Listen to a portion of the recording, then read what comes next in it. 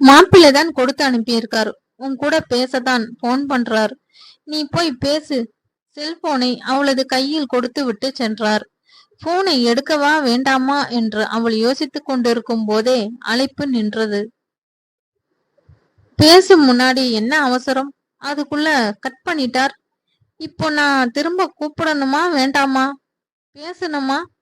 அவரே கூப்பிடட்டும் என்று நினைத்து கொண்டு தனது அறையின் கட்டிலில் அந்த போனை வைத்துக் கொண்டு இமைக்காமல் பார்த்து கொண்டு இருந்தாள். 1/2 மணி நேரமாகியும் அழைப்பு வரவே இல்லை. இனிமேல் வராது என்று எண்ணியவள் அதை பார்த்தவாறே உறங்கி போனாள்.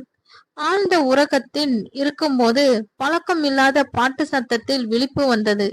திரையில் சுசின் காலிங் என்று மின்னி மறைந்து கொண்டு இருந்தது. நேரம் 12 கடந்திருந்தது. இப்பொழுது எடுக்காவிட்டால் அவன் திரும்பவும் பேச மாட்டானோ என்ற தோன்ற பச்சை பட்டனை அழுத்தி காதில் வைத்தாள். மினிக்கு ஏற்கனவே முயன்று அவள் பேசாததிலும் திரும்ப அழைக்காததிலும் கோபமாக இருந்தான் சுசின். அவள் அழைப்பை எடுத்த பின்பும் பேசாமல் இருந்ததில் இன்னும் அவனது கோபம் அதிகரித்தது. போன் பண்ணுனா எடுக்க மாட்ட? சரி, எடுக்க முடியலனா திரும்பவாது கூப்பிடணுமா வேண்டாமா? இப்ப கூட ஹலோன்னு சொன்னா குறைஞ்சிடுவியா? உனக்கு போன் பண்ணேன் பாரு, என்ன சொல்லணும்? வேற ஒண்ணும் இல்ல, நான் வைக்கிறேன். மினிக்கு என்ன சொல்வதென்று தெரியவில்லை. அவனே போன் பண்ணினான். கோபமாக பேசினான். நான் சொல்ல வந்ததையும் கேட்கவில்லை. அப்புறம் அவனே வச்சிட்டான். இதுக்கு எதுக்கு கால் பண்ணணும்? பண்ணாமலே இருந்திருக்கலாம். ஏற்கனவே இருந்த குழப்பமும் இப்பொழுது அவனது பேச்சும் மினியை கலங்க வைத்தது. காதில் வைத்த போனை எடுக்க தோன்றாமல் அப்படியே அமர்ந்திருந்தாள். கண்களில் கண்ணீர் கட்டி கொண்டது. இதோ வலிந்து விட்டேன் என்று இருந்த போது மினியின் போன் திரும்பவும் ஒலித்தது. எங்கே அவன் கட் பண்ணி விடுவானோ என்ற பயம் தோன்ற வேகமாக அட்டன் செய்தாள். ஹலோ. மினியின் குரல் அவளுக்கே கேட்கவில்லை. ஆனால் அவளது குரலில் வித்தியாசம் உணர்ந்து தன்னையே கடிந்து கொண்டான் சுசின். இன்றைக்குதான் முதன்முறையா பேசுறோம். நமக்கே பதட்டமா இருக்கும்போது அவளுக்கு எவ்வளவு பதட்டமா இருக்கும். இதை புரிஞ்சிக்காம சமாளிப்போம். நிலா, தூங்கிட்டியா? தூக்கத்தில் எழுப்பினேனோ? குரலே ஒரு மாதிரி இருக்கு. பேசு என்கிட்ட. பேச என்ன தயக்கம்? காதலாக சொன்னான். தூங்கிட்டு தான் இருந்தேன். ஆனா இப்ப தூங்கல. அவள் சொல்வதன் அர்த்தம் புரிந்தும் புரியாதது போல், நீயாவது இப்பதான் தூங்கல. நான் தூங்கி 10 நாள் ஆச்சு. சாப்பிட்டியா? எனக்கு பசிக்கவே மாட்டேங்குது. உனக்கும் அப்படி இருக்குதா? ஏக்கம் வழிந்தது. அவனது குரலில் ஒலித்த தாபம் அவளை அசைத்து பார்த்தது. ஆனாலும் அவன் சொல்வதன் பொருள் அவளுக்கு முழுமையாக விளங்கவில்லை. அவன் கேட்டதுக்கும் என்ன பதில் சொல்வது தெரியாமல், நான் தூங்கிட்டு தான் இருந்தேன். அதே மாதிரி சாப்பிட்டேனே. அம்மா தோசை சுட்டு தந்தாங்க. நீங்க சாப்பிடலையா? ஏன் உடம்பு சரியில்லையா? அதனாலதான் சாப்பிட முடியலையா? வெள்ளந்தியாக கேட்டாள். மினி வேண்டுமென்ற பேச்சை மாற்றுவதாக நினைத்தான். உள்ளுக்குள் சிரித்து கொண்டே, உடம்பு சரியாதான் இருக்கு, மனசுதான். பெருமூச்சு விட்டான். மனசுக்கு என்ன ஆச்சு? இப்ப புரியாமல் கேட்டாள். மனசுக்குள்ள உட்கார்ந்து இருக்கிற பொண்ணு பக்கத்துல இருந்து பரிமாறினாதான் சாப்பாடு தொண்டைய விட்டு இறங்குவேன்னு சொல்லுது. அது மட்டுமா? அவளே எனக்கு ஊட்டி விடணும். ஒரே பிளேட்ல 2 பேரும் சாப்பிடணும். இன்னும் அவன் பேச பேச மினியால் பொறுத்து கொள்ளவே முடியவில்லை. அவனது குரலில் ஒலித்த நெகிழ்வு அவளை உருக்கியது. தாழ முடியாமல் சொன்னால் போதும் தேவ், இப்படியெல்லாம் சொல்லாதீங்க. என்னால நாக்கை கடித்து கொண்டாள். அவனிடம் என்னவென்று சொல்வது? நீ பேச பேச எனக்கு என்னமோ பண்ணுகிறது என்றா? பிடிக்கவில்லை என்று பொய் சொல்லவா? உன்னிடம் பேசும்போது மட்டும் நான் நானாக இருப்பதில்லை என்றா? அவளது தவிப்பை உணர்ந்தவனாக, நான் பேசுவது உனக்கு பிடிக்கலையா நிலா? முதல்ல பேசவே இல்ல, இப்ப பாதியிலே நிப்பாட்டுற. உனக்கு பிடிக்கலன்னா நான் பேசல. போனை வைக்கிறேன். நீ தூங்கு. போய் கோபம் கொண்டான். எங்க அவன் போனை வைத்து விடுவானோ என்ற அவசரத்தில், தேவ், அப்படியெல்லாம் ஒண்ணுமில்ல. நீங்க பேசுறது எனக்கு ரொம்ப பிடிச்சிருக்கு. ஆனா திரும்ப என்ன சொல்றதுன்னு தெரியல. சின்ன குரலில் குலைந்தாள். நீ இப்போ சொல்லலன்னா பரவாயில்ல. உன்னை எப்படி சொல்ல வைக்கணும்னு எனக்கு தெரியும். எனக்கே மறந்துட்டேன். என் பேரை சொல்லி கூப்பிடுற. இதுக்கே உன்னை என்னவெல்லாமோ செய்ய தோணுது. இதுல சொல்ல முடியாத அளவுக்கு உனக்கு தோணுதா? நல்ல வேளை நீ நேர்ல இல்ல. இருந்திருந்தா தெரிஞ்சிருக்கும்.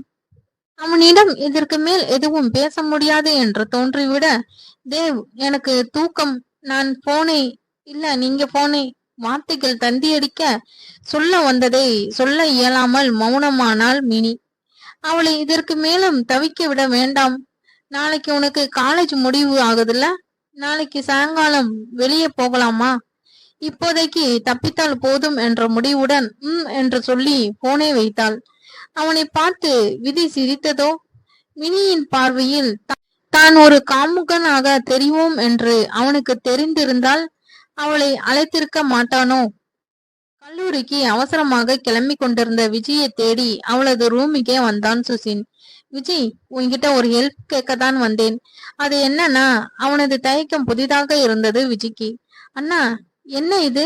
எப்பவுமே சொல்ல வந்ததை பட்டுன்னு தெளிவா சொல்லிடுவ, இப்ப கொஞ்ச நாளா ஏதோ தயக்கமாவே பேசுற. நல்லாவே இல்லைண்ணா. என்ன சொல்லணுமோ பளிச்சுன்னு சொல்லு. என் அண்ணனோட ஸ்பெஷாலிட்டியே அதுதான். எங்க பளிச்சுன்னு சொல்லு பாப்போம். அது வேற ஒண்ணும் இல்ல, இன்னைக்கு மினிய வெளியே கூட்டிட்டு போகலாம்னு நினைக்கிறேன். ஒரு நிமிஷம் இரு. நினைக்கிறியா இல்ல பிளான் பண்ணிட்டியா? அத முதல்ல சொல்லு. அவசர கொடுக்க சொல்ல வந்ததை முழுசா சொல்ல விட்டுறியா? அவகிட்ட பேசி முடிவு பண்ணிட்டேன். ஆனா அவ இன்னைக்கு வருவான்னு தோணல. அதனால நீ என்ன செய்வியோ எனக்கு தெரியாது. சாயங்காலம் பீச் ரெஸ்டாரண்ட்டுக்கு அவளை கூட்டிட்டு வர. எனக்கு அவளை பார்க்கணும் போல் இருக்கு. நீங்க 2 பேரும் சந்திக்கும் போது நான் எதுக்கு நடுவில்? என்னை வச்சு காமெடி எதுவும் பண்ணலாம்னு ட்ரை பண்றியா என்ன? சொன்னா புரிஞ்சுக்க விஜி, அவ கண்டிப்பா வரமாட்டா. நீயே தள்ளிட்டு வந்தாதான் உண்டு. நேத்து நான் கேட்டதுக்கு இப்போதைக்கு தப்பிச்சா போதுகிற மாதிரி சரின்னு சொன்னா. அதனாலதான் சொல்றேன். உனக்கு தூது நானா? நான் என்ன அன்னப்பறவையா? உன்னை போய் அப்படி சொல்வேனா? நீ சரியான கோட்டான். உன்கிட்ட போய் சொன்னேனே. சரி விடு, நானே பாத்துக்கிறேன். ஐயோ அண்ணா, அதுக்குள்ள கோச்சிக்கிறியே. இப்போ என்ன, மினிய கூட்டிட்டு வரணும், அவ்வளவுதானே? அதுக்கு நான் ஆச்சு. ஆனா நீ எனக்கு ஒரு சின்ன ஹெல்ப் பண்ணணும். என்ன? உனக்கு பதிலா நான் ரெக்கார்ட் நோட் எழுதணுமா? சேச்சா, அந்த வேலை இப்போ இல்ல. அதுக்கு இன்னும் 1 மாசம் ஆகும். இது வேற. நீ ரெஸ்டாரண்ட் வரும்போது பிரகாஷையும் கூட்டிட்டு வரணும். அது மட்டும் இல்ல, ஹேமாவோட அண்ணன் உன் கம்பெனில புதுசா ஜாயின் பண்ணிருக்காருல்ல, அவனையும் வர சொல்லு. விஜி, நான் என்ன திருவிழாவுக்கா போறேன்? என் உட்டி கூட கொஞ்ச நேரம் தனியா பேசலாம்னு போறேன். நீ என்னன்னா அழுத்து கொண்டான். டேய் அண்ணா, முதல்ல புலம்புறத நிப்பாட்டு. எனக்கு இது தேவைதான். சுசின் மனதுக்குள்ளேயே நினைத்து கொண்டான். நீ வரும்போதே பிரகாஷ கூட்டிட்டு வா. வந்ததுக்கு அப்புறம் கொஞ்ச நேரம் கழிச்சு போன் பண்ணி ஹேமாவோட அண்ணன் பேரு என்ன, ஹேமந்த், அவனையும் வர சொல்லு. மற்றதை நான் பார்த்துக்கிறேன். கண்களில் குறும்புடன் சொன்னாள். பிரகாஷ் கிட்ட பேச மாட்டேன்னு சொன்ன, இப்ப அவனை பார்க்க வர போற. அது மட்டும் இல்ல, அந்த ஹேமந்த் வேற. விஜி, நீ இப்போ என் காதலுக்கு ஹெல்ப் பண்ண வரியா இல்ல உன் லவ்வரை கிளப்பி விட வரியா? எனக்கு தெரிஞ்சுக்கணும். சுசின் குறும்பாக அவளை பார்த்து சிரித்தான். அவனது கேலி சிரிப்பில் விஜிக்கு பொய்க்கோபம் வந்தது. போடா, உனக்கு ஹெல்ப் பண்ண வந்தா என்னையே ஆராய்ச்சி பண்ணு. இருந்தாலும் சொல்றதுக்கு சரிதான். நான் நினைச்சது மட்டும் நடந்துட்டா உன் கல்யாணம் சீக்கிரமே நடந்துடும். என் கல்யாணம் மட்டும் தானா? சுசின் இன்னும் அதிகமாக சிரித்தான். சுசின் விஜிக்கு கோபம் வந்து விட்டதை அவளது அழைப்பை உறுதிப்படுத்த விளையாட்டை விட்டுவிட்டு சீரியஸாக கேட்டான். விஜி, நீ என்னமோ நினைக்கிற. தெளிவா சொன்னாதானே எனக்கு புரியும். முதல்ல நான் சொன்னதை செய். அப்புறம் அங்கே வந்து பிரகாஷ் ஏதாவது உன்கிட்ட கேட்டா, என் தங்கச்சி ரொம்ப நல்லவ, அவ அப்படியெல்லாம் கிடையாதுன்னு உண்மையே உளராமல் பிரகாஷோட மனசை புரிஞ்ச அவனை ஏத்தி விடுற மாதிரி பேசு. அது போதும். சுசினுக்கு இப்பொழுது நிஜமாகவே ஒன்றும் புரியவில்லை. தலையை சுற்றுவது போல் இருந்தது. அவளிடம் இன்னும் தெளிவுபடுத்த வேண்டி வாயை திறந்த போது, அண்ணா, இப்போ விளக்கம் ஒன்னும் கேட்காத. மினிய சாயங்காலம் 4 மணிக்கு கூட்டிட்டு வரேன். நீயும் நான் சொன்ன மாதிரி செய். எல்லாம் நல்லபடியா நடக்கும். சுசின் மனதுக்குள், என் லவ்வரை பார்க்க போகும்போதுதானா எனக்கு இவ்வளவு சோதனையும் வரணும்? விஜய் என்னென்னமோ சொல்றா. பிரகாஷ் கிட்ட உளராதன்னு சொல்றா. நான் என் நிலா கிட்ட பேசுறதா, இவங்க பஞ்சாயத்தை பாக்குறதா? ஒரு பெருமூச்சை விட்டு விட்டு கிளம்பினான். விஜய் மினியுடன் ரெஸ்டாரண்டை அடையும் போது அங்கே சுசினும் பிரகாஷும் வந்திருந்தனர். மினியின் புலம்பலுக்கு செவி கொடுக்காமல் அவளை இழுத்து சுசினுக்கு முன்னால் நிறுத்தினாள். அம்மா தாயே, உன்னோட கேள்விகள் எல்லாம் பதில் இதோ இருக்கு, நேர்லயே கேட்டுக்கோ. கிளம்புனதுல இருந்து எங்க போறோம், எதுக்கு இவ்வளவு தூரம் போறோம், இது என்ன இடம், இங்க யாரு இருக்கா, எப்ப கேள்வி கேட்டே குலைச்சிட்டா. உனக்கு என்ன கேட்கணுமோ இவங்கிட்ட கேளு, சரியான கேள்விக்கு பிறந்தவளா இருக்கா. என் அம்மா கூட இவ்வளவு கேள்வி கேட்க மாட்டாங்க அண்ணா. உடனே எனக்கு ஒரு ஃப்ரெஷ் ஜூஸ் சொல்லு. இவளை கூட்டிட்டு வர முன்னாடி என்னோட எனர்ஜி எல்லாம் வடிஞ்சிடுச்சு. ஒரே மூச்சில் பேசிவிட்டு 4 பேர் அமரும் அந்த மேசையில் சுசினுக்கு முன்னால் மினியை அமர வைத்து பிரகாஷின் இருக்கையின் முன்னால் இருந்த இருக்கையில் அவளும் அமர்ந்து கொண்டாள். பிரகாஷ் அவளை ஆவலுடன் பார்க்க இவன் யாரோ என்பது போல் ஒரு பார்வையை வீசிவிட்டு சுசின் ஆர்டர் செய்த ஜூஸை ஒரே மூச்சில் குடித்தாள். பிரகாஷிற்கு ஏமாற்றமாக இருந்தது. அவளது காதல் பார்வைக்காக ஏங்கி கொண்டு இருந்தான்.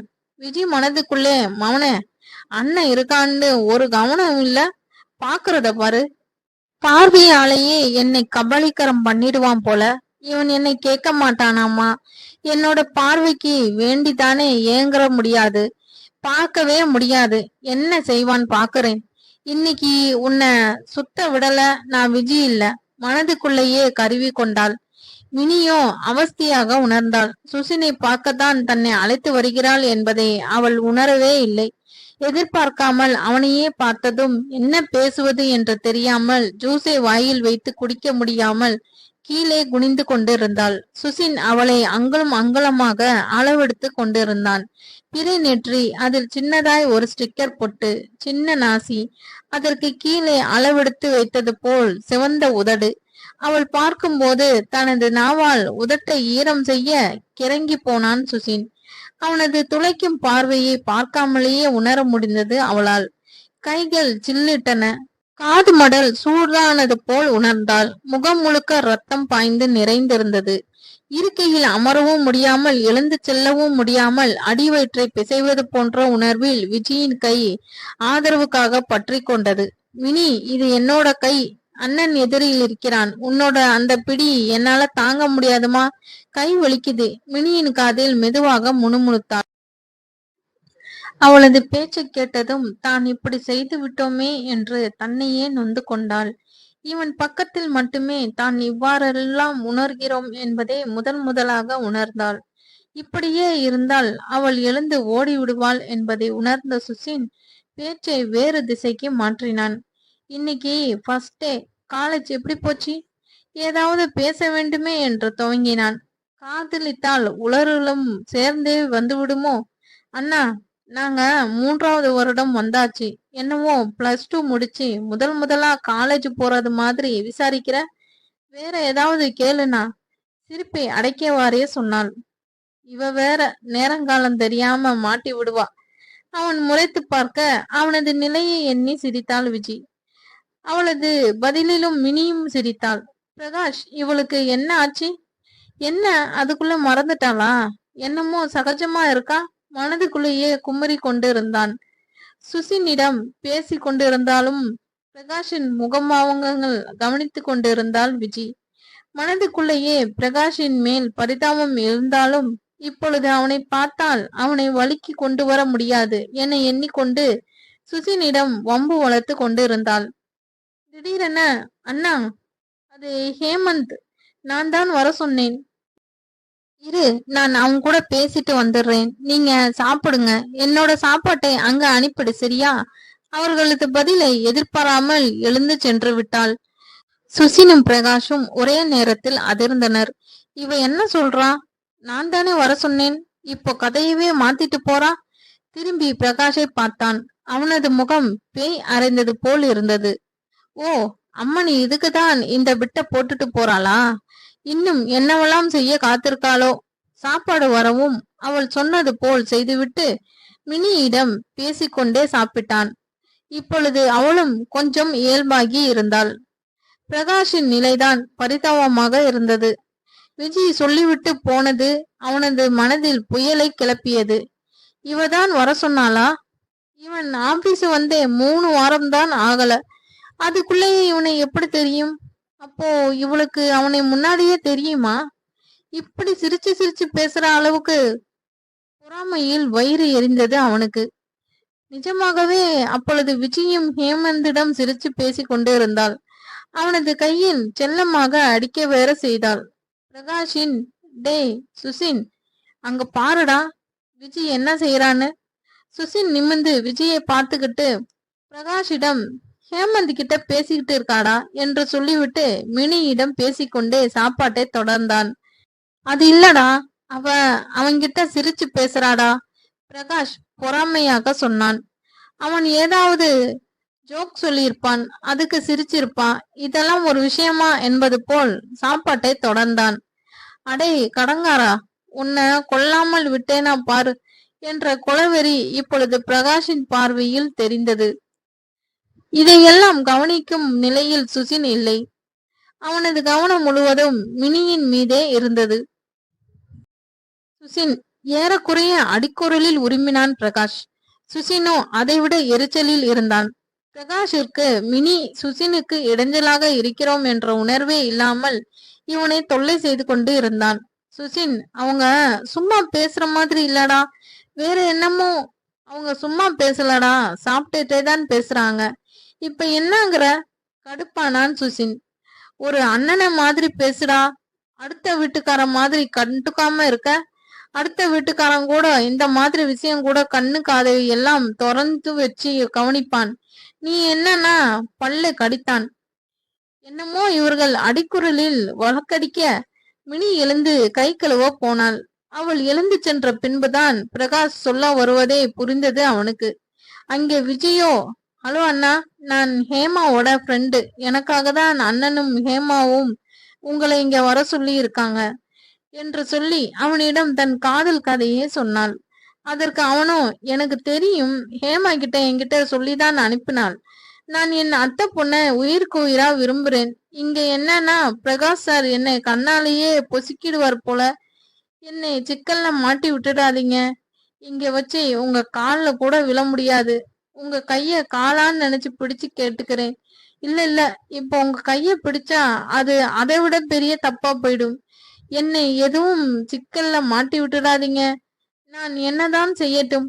அழும் குரலில் கேட்டான். அவனது பேச்சை கேட்டு அவள் கலகலவென சிரித்து அவனது கையில் செல்லமாக அடித்தாள்.